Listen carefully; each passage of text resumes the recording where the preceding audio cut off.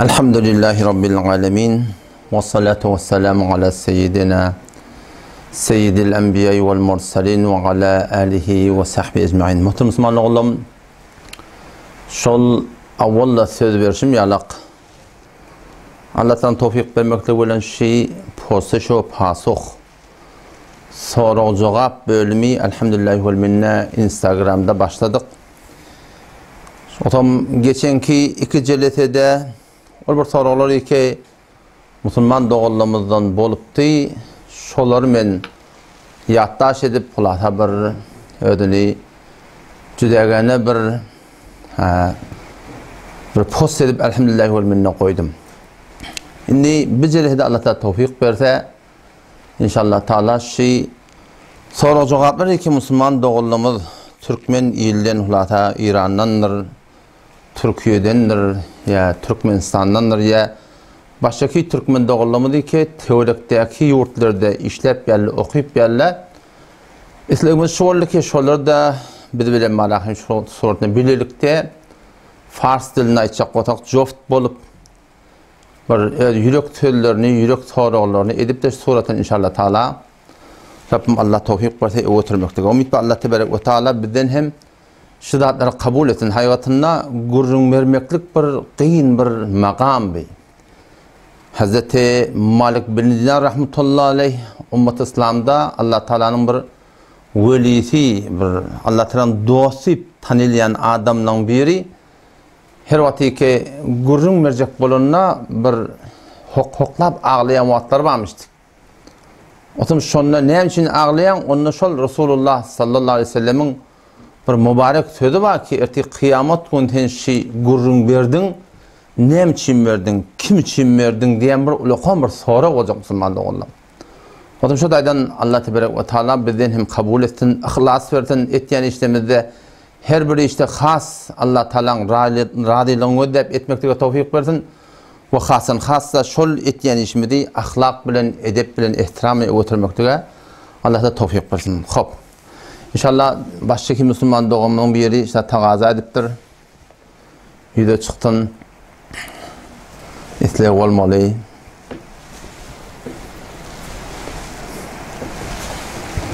Ne çık sonra var. O Müslüman doğumunun ayetsin inşallah Teala.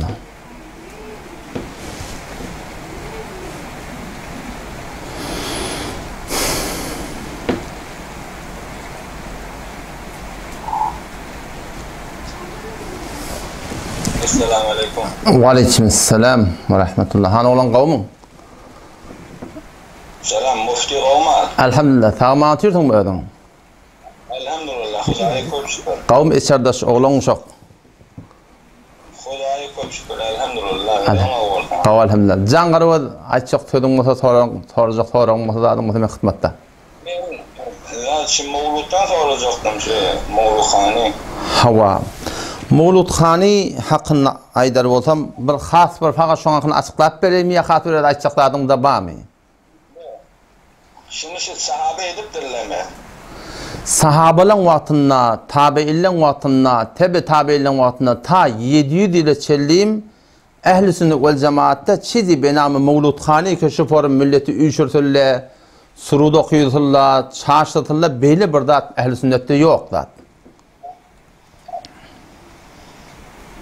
Bir yerde çıkıptır. Bir yerde çıkıptır hava. Yani bir yerde çıkmaklık bile maraqim. Hanefi mezhebinin ulamaları Mevlutkhani bir celise dini da bir dini celise şu şeyle değil mi? O zaman Hanefi mezhebinin ulamaları Kur'an'ın ayetlerinden, hadisin bir yağtılıklarından bir düzgünden Resulullah sallallahu aleyhi ve sellemin bolon günü deyip şu bolon gününe bir şon bahanalap ile millete bir üşürüp şu suratına gurrun vermektige icade verdirler. Evet bu da şu suratında da şu zaman akıllık celese tutuluyor. Akıllık celese tutuluyor. Ne için bir dini roşt vermeden süreyim. Dine bir adamla peydalansın, ulamalar satasırlar, davet ettirler. Şuna medeş qariçirin bir celesesi oluyor. Şuna medeş muhtelif dini celeseler oluyor. O zaman şol dini celeselerin ödünü oraya bir düzgünü oluyor, tertibi oluyor. Şeriat boyunca dini celese tutacak olsam, şunun bir şeraiti var, düzgünü var.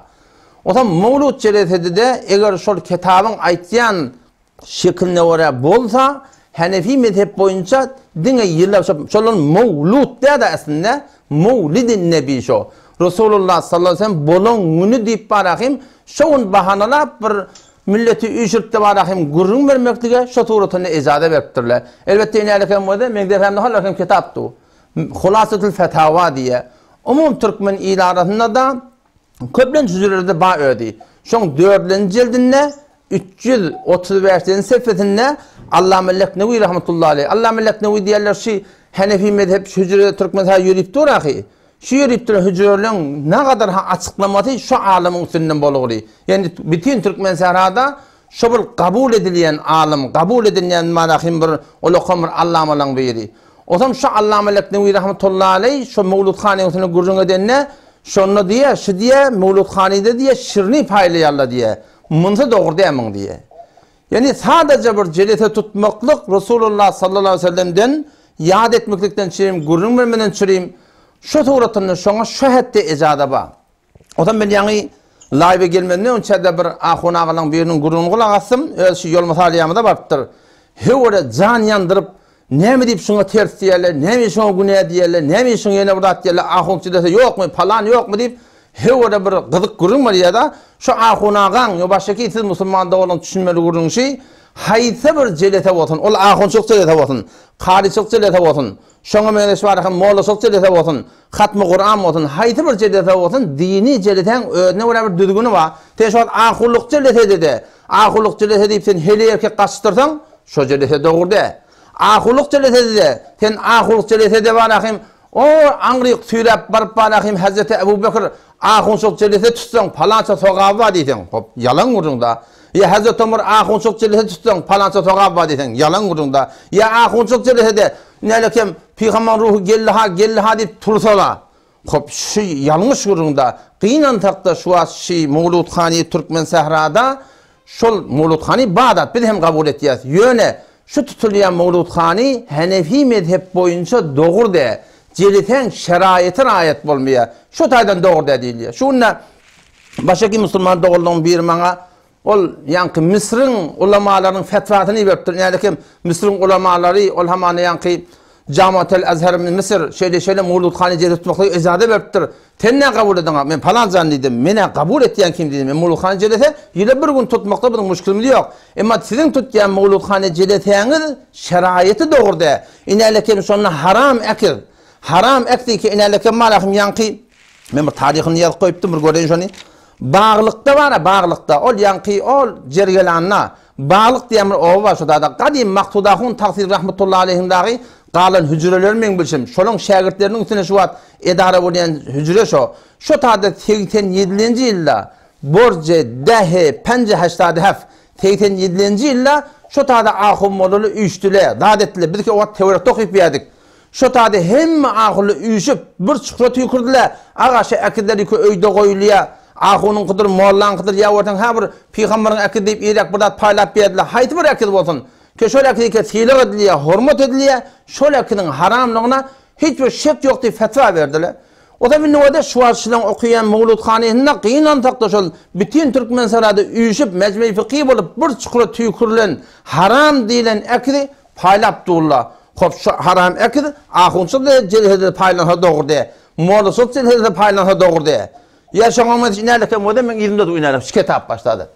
Allame Leknevi rahmetullahi aleyh ödü yadın kitabı. Şun 5. cildinde. Şu Allame Leknevi diyenim bütün Türk meselesi şun kabul etiyor. Men kefinde ya bir men aytyanlar men yolum diye. Men Hanefi mezhep amallahum men mezhepte ne amata men gödüme sürme. Onun şun Allame Leknevi rahmetullahi aleyh ne mi diye şunlar 5. cildinde 35. sefende bütün ahulu gidip okuydular. Yalan mata gelsin men kefime yüzüme vurtuldu. Şunlar şurayki Peygamber Hudaysam ruhi hazır oluyor deyip turuyarlar. Haman şu taada barahim merhaben ya seyidi merhaben deyip Peygamber'den ruhu geldi deyip turuyarlar da hatta mene filmi var. Bir ama adamın aydan vurun de bir hamana bir dil yurun bir aydan vurun de ahun ağa var bütün ahun moğlu otuyla elinde de belengu inaylakem şu Peygamber'den ruhaniyetin gelmeli vakti bolu deyip ayıgal hop şu Allame Leknevi rahmetullahi aleyh ki bütün Türk meselesini kabul et ya batılın minel abatil batıldan bir batıl deyiptir şu. O da şu taydan şu cedete doğurda dedi. Neten vakti ki şu edilen iş doğurda olsa te şu an men öyümde. Şu öyümde otur men hay olalım gelin uyuşuna. Peygamber ruhu hazır boldu diyecek olam. Men turmam da doğurda. Şoňa men de ya Mawlud Hany cedete o da bir sade bir cedete dini daşy. Muni varahim yalandan bir kitap ortatalına İbn Hacer Haytemi'nki deyip o qarni haftam 7-ci 8-ci dakikasındaki asırda geçen adam şon kitabı deyip yalandan bir kitap aratalına bilmeyen Hazreti Sıddık radıyallahu anh deyip aytdı diye Mawlud Hany'ten şicre soğabı var. Hazreti Ömer bey deyip aytdı, Hazreti Osman bey deyip aytdı, Hazreti Ali bey deyip aytdı. O bir kefinde de hudayet hakikaten diye yani diye bir dirhemten Mawlud Hany harcatten aslında rahim cennet tatılan edin yalak. Ya da yankı Cengi Bedir'de Hunayn'e şereket edin yalak. Men şu at qatamışacak 3 laps bilen. Vallahi billahi tillahi her kim Cengi Hunayn'e peygamberin yanına bolsa cenneti şo. Men eydema Kur'an aytdyr. Indi şol Mawlud Hany ki barahim 700 ile çelim Ehl-i sünnette yokmuştuk. Şu yok Mawlud Hany'ni barıp Hazreti Sıddık radıyallahu anh eltip yalandan kefayt yerle Hazreti Çariyardan yalandan kep getir yerle. Şu taydan şu okuylayan Mawlud Hany doğurdu.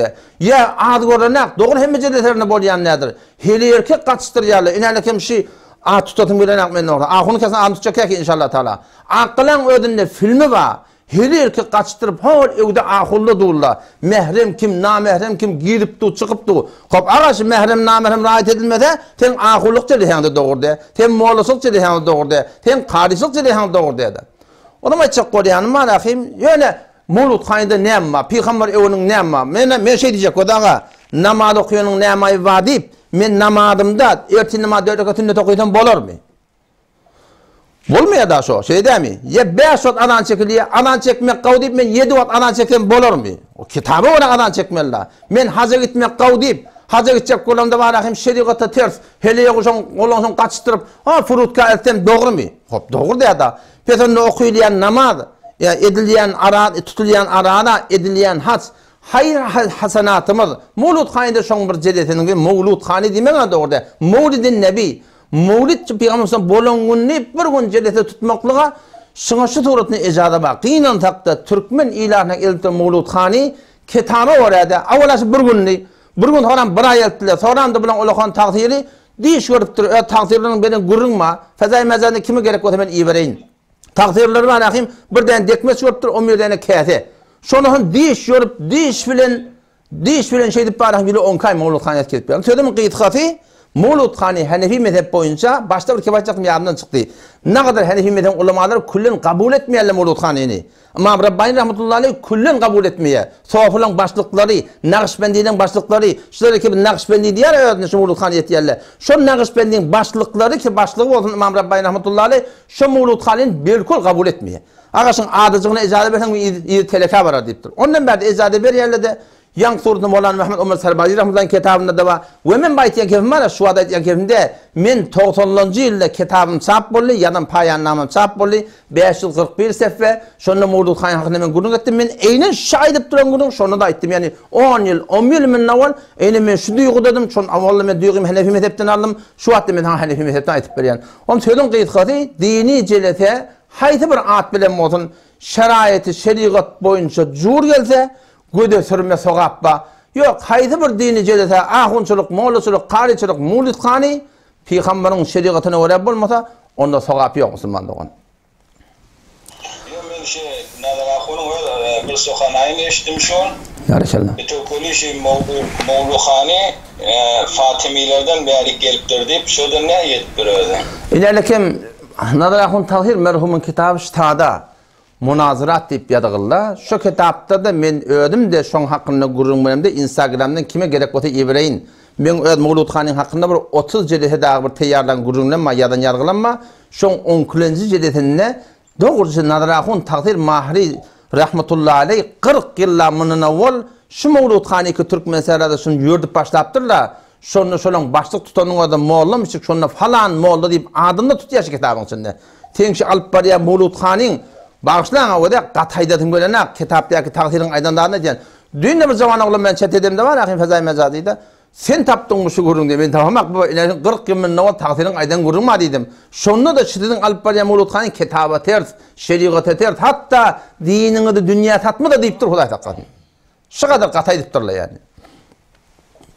Kanalını koyuşalar. Yo men kanalına koyan vaktin inşallah onu koyan yani görürsün inşallah. Onu koy. Çıkın verdim onu yeterlerken ne bu yerler. Ya doğrudur. Men hem de yo nazarahun taqdirin yani men bardım diyirliğin hayatında bir tevfik mulagat bolli. Barıp bir hayır doğan hem aldım şu da qarınçıqda bir vaqtda baramda. Täze bir molla olup berim atımdı men. Elhamdülillah. Ha başka soran bolsa? Bolya gödüňe döne. Tap da oşel bolýar.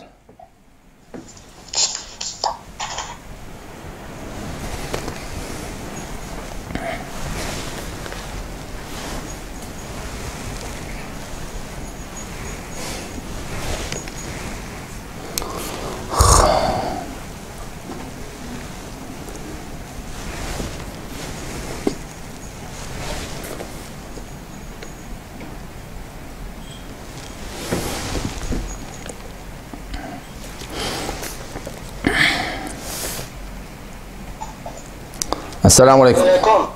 Wa alaikum assalam wa rahmatullah. Pervan kavmun. Alhamdulillah. Sağ mı atıyorsun? Yaxşı mı hal ahvalın? Xudaya şükür qavdamı. Qav alhamdulillah. Can qarawad işin muhtemel xidmatda. Ya men bir sorağım vardı. Can ayda. Bir sorağımda neçe soraq ki? Neçe sorak otan neçe? Ne sorak otan neçe tegek bolan o diyen. Can ayda. Can. Bir şu peygamber tevellüt tutma mevlud doğurda diýdiňizler. Hava. Amerika adamlarda doğurma mollarını şu tevellüt diýip şularda tutýar. Ha. Oğlancıklara ya oğlanlaşma story diyen instada ödümlük diye sportu. Onun şu tevellüt tutma. Şimdi iradı var mesela tebrik ediyet birbirine. Haten yankı 20 yaşlı mübarek bakın. 30 yaşa yaptırdım 30 yaşın. Nedir şu onlar şu doğru değil mi şey nedir? sen yaşın tevellüt soruyan şey. Yaşın tevellüt soruyan. Havada işte tevellüt tutuyor Allah. Hava ve de dikkat Müslümanlığın Müslümançılıkta öz hava can. Aydaten açık kurulmalı. Ya şey doğrusu yani neçevirlikte şu öydekilerimiz de doğunumun gıcağından tevellüt tuttular onun. O doğunum deydi gelirse bir ay müdahale durmam bizlerken doğruluktur dedim. Onun ben de dedim ay ne işgal var dedim oğlancığa bir göndermeden sürüp. Ama hani keyik yaktılar, kem koydular, adettiler. Onun tevellüt mübarek olma falan. Onun o doğunum deydi ağam ay kent caiz deydi edip durmam deydi. Ben onun fikrim meşgul oldu. Öňde özüm bir horum birdaplar anlayadım ki. Şimdi ezren işte tevellüt şon ne diýeşim orakda. Indi sen o düşünüşüne ora aýtma. Ya başga ahullyň düşünüşüne ora etmeýler. Çünki hep näme diýär. Mene kendine dogursa ahullyň azız ihtilaf var. Doğru. Birdat diýär. Doğru. Men dogursa arasynda Instagramda iýerlen seni. Doğru. Ba keňle ahuntan. Doğru. Tuğullama ýan. Allah her zatdan mawzudan gurulmak diýerler. Şu tevellüt mühimi de mi diýeşim orakda birde aýdypdyrmy? Berekellah bir gaw nokta işarettin mezhep näme diye öz düşünşeň aýtma diýdiň da bilýärmi? Osam şu hemme jawallamy. Can. Amallar başla. Can. Şu hulasy aýtýan o bir kerek gurulmaýdyň men bazynda çaşdym dogurdy. Ay hulasy aýtşyny. Hulasa jatşywada sen şu bir gaw nokta işarettin haqa yetmeden çirim. Mezhepten ayt, öz düşünşeň aýtma diýen da bilýärmi? Otam şu bet Böyle yo, men elhamdülillah vel minne başardım ora mezhepten aýtýan, şo men öz aklyma ora aýtsam, onu men gomrah boldum bolar rahim. Şo Maktumulin kitabynda şu düşünjek bolsaň, Murat Durdy Gady näme diýipdir diýip gidip, şoň şerhini göderliýe, şoň açyklamasyny göderliýe. Qur'anyny Murat Durdy Gadyň kitabyda, Qur'an Allah Taala'nın kelami, şonu Resulullah Aleyhisselam tefsir etdi, sahabalar açıklapdyr. Imam Azam rahmetullahi aleyh de doğru şu Hudaý Taala'nın peýgamberin sahabaň aýdanyny biri mezhep edip barahym täwil beripdir. Biz şu mezhebiň düzgünden çykdyk barahym biziň gomrahyga garşy gitdigimiz dogry. Indi soraň aýdyp beren wede awwal şunu aýdyn, musulmançylykda doğan gardaşyňdan çirim, oglanyşyňdan çirim, jeşin tutmakda aýyp ýok. Sen oglançykdan hoş etjek bolýan, dostlaryny çagyrjak bolýan, boýdoşlukdan çagyrjak bolýan, sen şol hamana anırdan marahim bir yer içer anır ver döküp de marahim ten yile 10 tut, 15 tut, 5 tut, bunda bir ayıp yok. Yani ayıp tapiyanlar nire, ayıp tapiyanlar şey hemçinani ki bir Müslümanın kafir olması doğruda, bir Müslümanın kafire mengdeş olması da doğruda ya da. Şu ateşe ceşin tevellüt deyip duranladın, oğul şu kitabat ver bana. Yine şu tefsir kabulini al. Şunu alıp ver oraya. Yine lekem o da Hanefi mezhebin tefsiri şey. Yine lekem şun hava muteber kitap. Hanefi mezhebin marahim. Hanefi mezhebin öz kitabı şey. Hanefi mezhebin müfessirlerinin yadanladı. Men tefsirden naydip vereyin, Kur'an'dan naydip vereyin, fıkhtan naydip vereyin inşallah Teala. Yine lekem o da şun toğutam. Ya avul Allah Teala toğuş tefsir var ya, 3 okuyup çıktım baştan ayak. Şondaşın içindeki neme var, neme yoktu, başardım oraya yazıp çıktım. 91'den sefetin ne?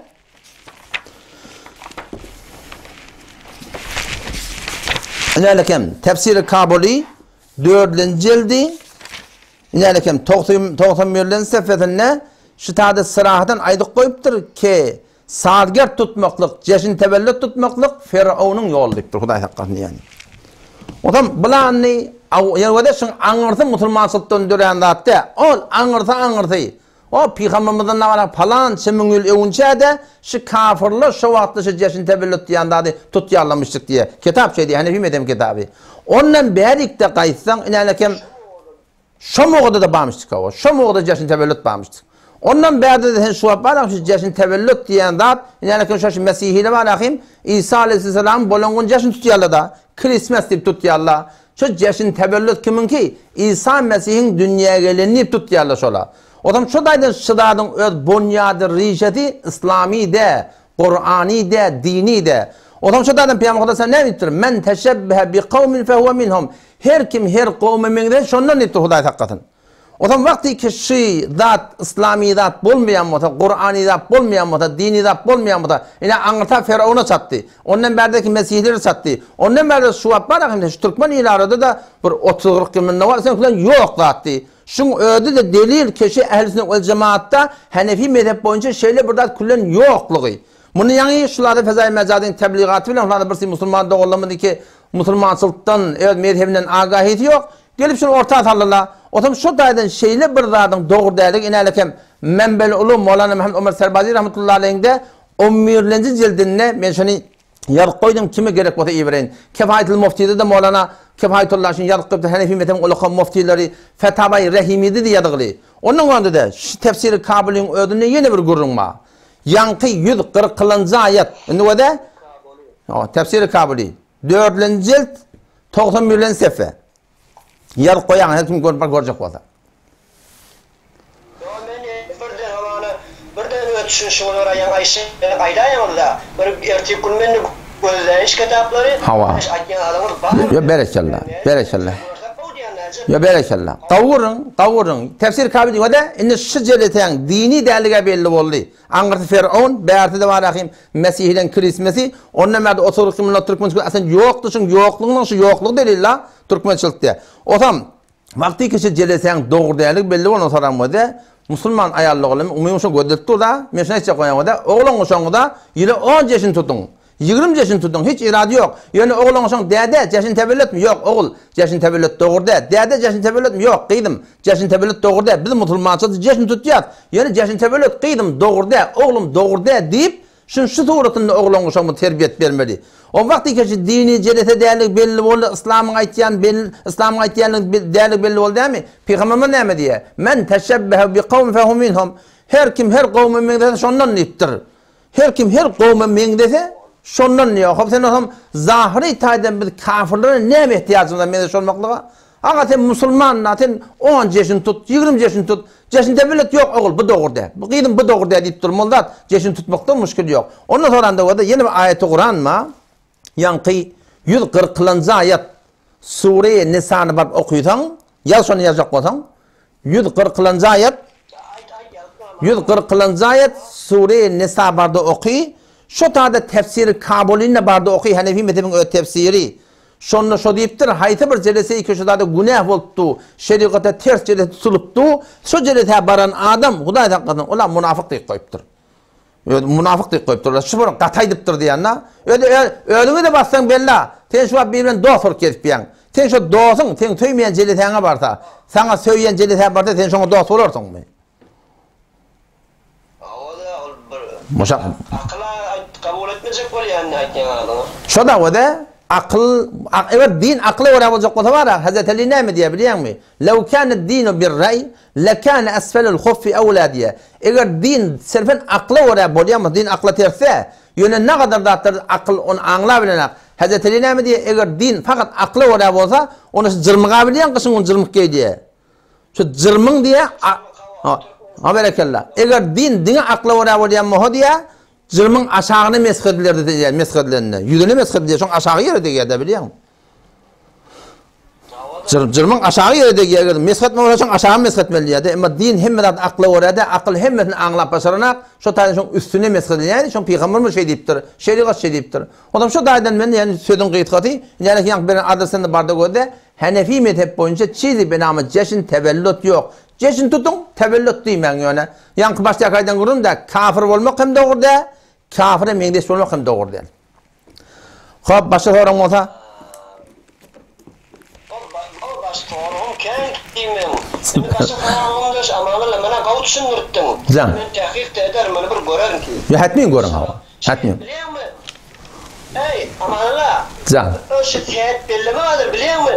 Ziyet mesela kadimden bada bir iki doğrudur gümenim. Şonu bir bileyin dedim işte belli. Tehet belleme yankı palangun tehet diyen görün mü? Seyahat belli mesela toy tutacak mı falanın mesela seyahatte diye mesela maşin alacak falanın seyahatte ya mana öy alacak falanın seyahatte diyese şu nedir şey şu ne mi diye ve de bu cevabını vereyim bu mezhebi gurrunde bu ehli sünneti gurrun ve de ne kadar da atlama bir furuat bu ya da furuatte mezhebi gurrunle mezbabedin. Ne kadar da atlama ehli sünneti.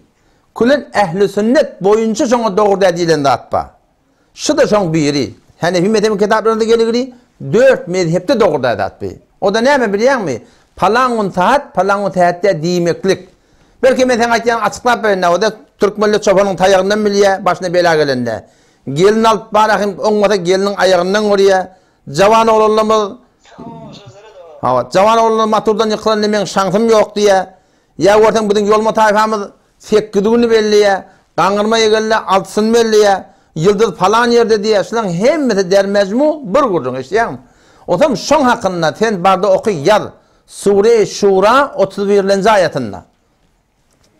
Şu tarafın bardan okuyun. Sure-i Şura 31. ayetinde Rabbim Allah Tebarek ve şey diyor o da وَمَا أَصَابَكُمْ مِنْ مُصِيبَةٍ فَبِمَا كَسَبَتْ أَيْدِيكُمْ وَيَعْفُوا عَنْ كَثِيرٍ وَمَا أَصَابَكُمْ مِنْ مُصِيبَةٍ ol bir kıyınçılıklar, musibetler başlığında belalar iki geliyor. Allah Teala ne mi deniyor? فَبِمَا كَسَبَتْ أَيْدِيكُمْ öz bolup versin deniyor Huday Teala. وَيَعْفُوا عَنْ كَثِيرٍ köpsünle mahvet diye. O zaman şu daydan bu ehli sünneti kurun.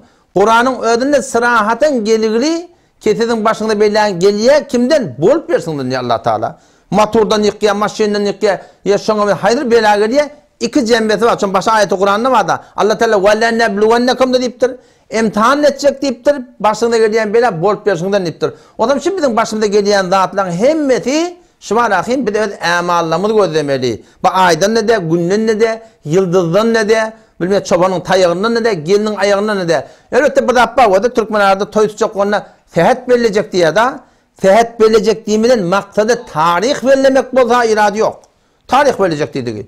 Yok seyahat verilecek diyemeden palangun teleke diye de Hanefi mezhep boyunca günah kebiri olukan günahların bir şey yani. O zaman şu taydan bundan katı gövren çekmedik. O da minalekem Kur'an bağda şu var. Mesela Kur'an'dan bir rahnamayı deyin ödünü de gözlersiniz.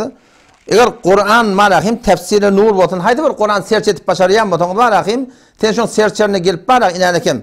Yeksibun getirsen yeksibun. Lefsi yeksibun sen search et de var.